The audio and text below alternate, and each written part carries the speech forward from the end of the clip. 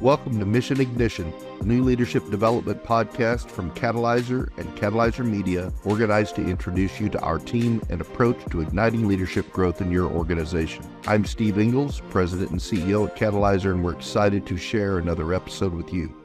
I was privileged to co-author a chapter in a book that was published a couple of years ago entitled Leadership in Dangerous Situations, where we presented a conversation about the imperatives of character in these contexts. So, Joe, great to see you, and I appreciate what you're getting ready to help us understand. Happy to be here, and thanks for the invite. Sure. All right. What I don't want to do this afternoon is I don't want to get into a conversation around police tactics. I don't want to get into a conversation too specifically about the personalities involved. But the reality is this was an incident that was played out on all sides by people. And so I want to get to some of the leadership lessons. In other words, how is it that we can employ George Santayana's admonition that if we don't pay attention to history, we're doomed to repeat it, and God help us if we have to do this again. But how do we prepare ourselves individually and collectively for, no doubt, clearly the worst days of our life? So it's all against, this whole discussion is against the backdrop of leadership in what's termed sometimes as in extremis situations, or in the absolute most dire consequences you can imagine. The first thing that I'd like to chat with you all about is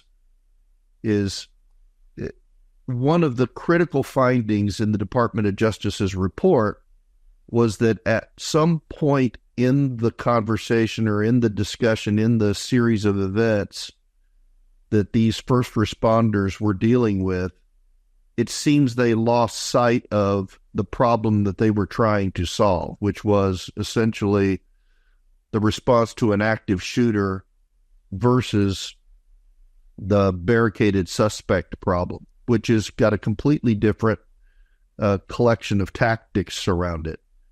So my question, and Justin, I'd be interested in starting with you, is how is it that in these kinds of circumstances do we remain mindful of the problem that we're trying to solve? Steve, I think that's a very good question. And first, let me comment that this is a very difficult subject to talk about, but it is important, for all those that were impacted by this. It really becomes one of those that, it's easy to get drawn in. We all know what it is to get kind of tunnel vision. And when leaders come into any situation, and certainly in a tactical, life-threatening situation, it can be tempting sometimes to focus on one piece and get locked in really in that OODA loop and simply lose track when one barrier goes up. I think this circumstance shows what can happen to individuals when they get that barrier up and are unable to think past that and move on to the next decision. That if the next decision point is there, and I think there's a lot of things that we'll be able to unpack in the coming time on this podcast, but it really starts out with being able to make decisions, move forward, and be dynamic as the situation that we think we're in isn't what we thought, and it may be tempted to get caught up in the wrong barrier, as it were. Thanks again for joining us on Mission Ignition. We hope you'll tune in again soon and make this one of your go-to sources for plain, practical thinking around the contemporary issues you, your leaders, and your organization are dealing with. In the meantime, please check us out on our website at www.teamcatalyzer.com and on LinkedIn. Remember, regardless of what business you're in, we're all primarily in the people business. Now time to get out there and ignite some great.